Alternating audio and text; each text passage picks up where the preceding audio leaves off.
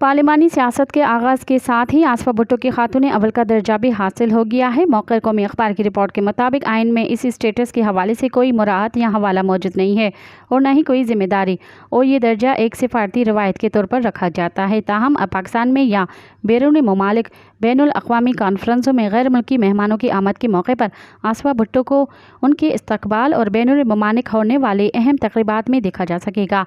इसी तरह blue book में भी खातून अव्वल के लिए कोई प्रोटोकॉल तो मौजूद नहीं है। ताहम ऐवान सदर में खातून अव्वल के लिए अमला मुतय्यन किया जाता है जो बवक्त ज़रूरत अपनी जिम्मेदारियां अंजाम देता है।